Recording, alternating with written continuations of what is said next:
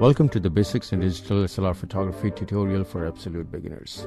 As the name indicates, this tutorial is for absolute beginners who own an SLR and want to use features available in their camera that make an SLR different from a point and shoot. In this tutorial, I'll be talking about holding an SLR the right way, focusing on a given object, exposing our pictures properly, using aperture and the shutter priority modes, and I will also be briefly touching upon what depth of field is and what ISO is. Please press continue to move forward. First of all, I'll tell you how to hold an SLR. Please do not hold the SLR with both hands on the camera. Instead, your left hand should hold the base of the camera and the lens together, and the right hand be used to hold the camera from the side and to press the shutter release button.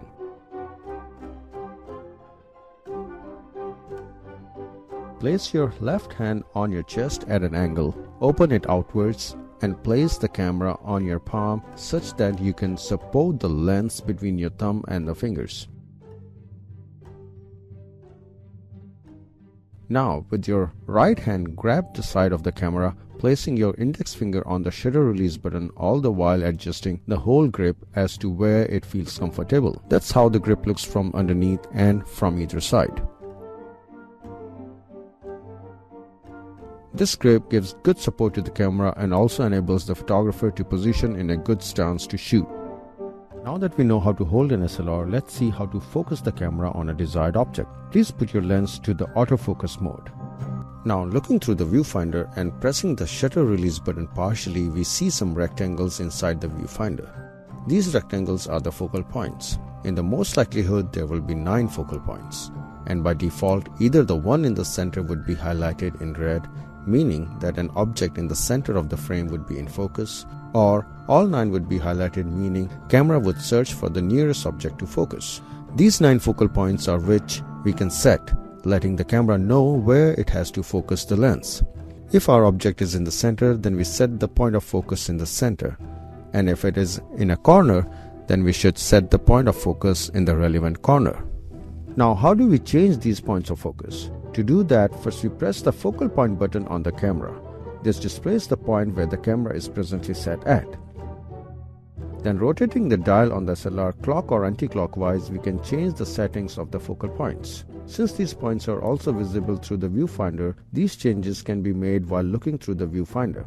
For that, press the focal point button with your thumb and rotate the dial with your index finger. Holding the SLR and focusing on the desired object properly are the first and foremost things one should learn. Now that we have done that, let's talk about taking some pictures. Please press continue to move forward. To get good pictures, one should know how to control the light entering into a camera, and that's where the functionality of SLRs come into play. First and foremost process to control the light entering into the SLR is to set the exposure value in the camera to the optimum level, and these exposure values are indicated by a scale on the screen, and this scale is also visible through the viewfinder. In case you don't see the scale on your camera screen, then most likely your camera is set at the auto mode. Using the knob on top of the SLR, please set the camera to the program mode indicated by P. Exposure values range between -3 and +3 in the newer SLRs, where 0 indicates optimum exposure, -3 indicates underexposure, and +3 indicates overexposure. As a beginner, I would suggest that we start at setting our camera for an optimum exposure, which in the most likelihood would be the default camera setting too. However, just in case it is not, use the wheel or button on the back of your camera to bring it to 0. You might need to press the shutter release button partially to be able to change the exposure values. Play around with setting the exposure values at different levels and see how the pictures come out. Having the exposure levels at optimum and setting the camera to program mode is a good beginning to move away from using the SLR at the auto mode. Now that we know how to set our exposure values, let's talk about aperture and shutter speed. Aperture size and shutter speed are the two main features that control the amount of light entering into the camera. Please press continue to move forward. What is an aperture? Aperture is the opening in a lens through which light passes, enters into the camera, and hits the film or the sensor where the light is recorded. In an SLR, the aperture size can be changed to allow more or less light to pass through. Larger the aperture, more light passes through, and smaller the aperture, less light will pass through. Okay, now let's see what shutter speed is. As the name indicates, it is the speed with which the shutter of the SLR opens and closes. Shutter speed can also be changed, allowing less or more light to pass through. Higher the shutter speed, the light has less time to pass through, and slower the shutter speed, light has more time to pass through.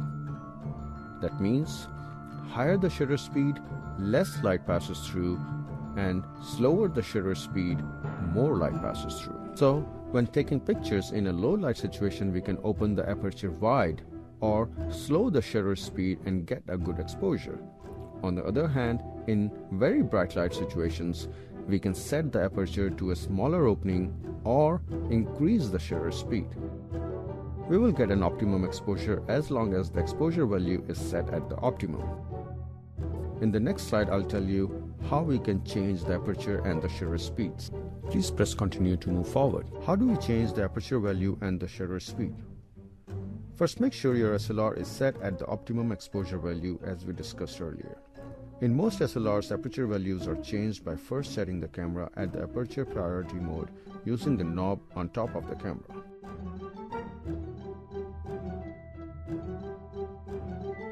This displays the current aperture value on the screen. Then using the dial, we can change the aperture values.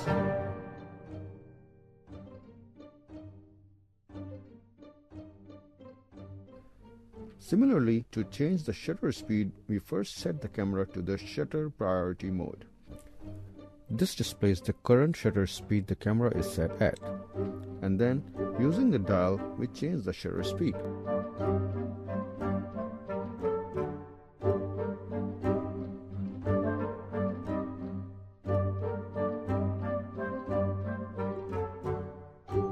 There are some aspects about the aperture value and the shutter speed values that are very confusing.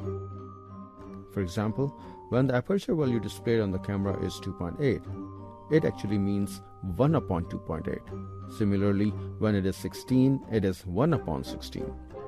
That means at 2.8, the aperture opening is wider than at 16. Similarly, the shutter speed is also 1 upon whatever the value we set the camera to. If the shutter speed is 100, it means 1/100th of a second, and at 4000 it means 1/4000th of a second. However, if the shutter speed value is followed by an apostrophe mark, it denotes seconds. So 30 followed by an apostrophe mark means 30 seconds, and it will take the shutter to close 30 seconds after it opens. These aspects are very important and should be kept in mind till they become second nature. Let's have a quick summary. First and foremost, adjust exposure to optimum value. Then, in low light situations, use larger aperture or slower shutter speed. And in bright light conditions, use smaller aperture or faster shutter speed. Thus far, we have covered the most important aspects of shooting with an SLR. However, one important question still remains. What mode should I have the camera set at while shooting in normal conditions? Well, that I'll tell you in the remaining part of the tutorial. Please press continue to move forward. One thing we should remember is, when the camera is set on the auto mode, we control nothing. Camera sets everything for us. When it is on the program mode, we control exposure and camera sets everything else for us. When on the aperture priority mode, we control exposure and the aperture size, and the camera sets the shutter speed for us. When the camera is on the shutter priority mode, we control exposure and the shutter speed, and the camera sets the aperture size for us. When on the manual mode, we control everything, and the camera sets nothing for us. Under normal and day-to-day shooting conditions, I would recommend setting camera at the aperture priority mode. This way, we manage the aperture values and let the camera set the shutter speeds accordingly. Why is that? Because this way we can control the depth of field. Now, what is depth of field? If you compare images 1 and 2, in image 1 we have our object in focus, but the background is totally blurred. This is shallow depth of field and is used when taking portraits. In image 2, everything is pretty much in focus including the background. This is deep depth of field and is mainly used when shooting landscapes. So, how do we change the depth of field? Believe it or not, depth of field is controlled by the aperture size. Wider the aperture opening, shallower the depth of field. That is, only the object that is focused upon is sharp and rest is blurred. And on the other hand, smaller the aperture size, deeper the depth of field. That is, most of the frame is in focus. That is the reason why most photographers prefer setting the camera to the aperture priority mode when shooting in good light conditions, mainly outdoors. This allows the photographers to control the depth of field and the camera controls the shutter speed. Often it so happens that neither the widest aperture nor the slower shutter speed is enough to get good exposure. That's when either one has to use a flash or increase the ISO. What is an ISO? Let me tell you briefly what ISO is. ISO in photography is a measure for the speed of the film or the sensitivity of the film or the sensor to the light. Higher the ISO, higher the sensitivity to the light of the sensor. This means if we are shooting in low light conditions, we can increase the ISO to increase the sensitivity of the sensor and get an image.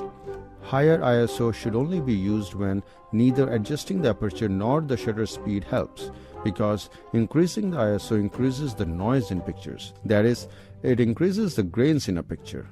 So, in normal circumstances, ISO should not exceed 200 and be increased beyond 400 only if needed. The ISO can be changed by pressing the button marked ISO on the camera and adjusting the ISO values using the dial. We have now covered all the basic topics related to using an SLR. Before we head to a short quiz, let's summarize what we have learned so far. First, aperture size not only controls the amount of light but also controls the depth of field. Second, lower shutter speed, although it allows more light to come in, it also can lead to camera shake, resulting in a blurred image. So, try not to go below 1/100th of a second till you become an expert or are using a tripod. Third, higher ISOs allow us to shoot in low light conditions, but also increase graininess in pictures. Keep these things in mind and you will be on track to be a good photographer.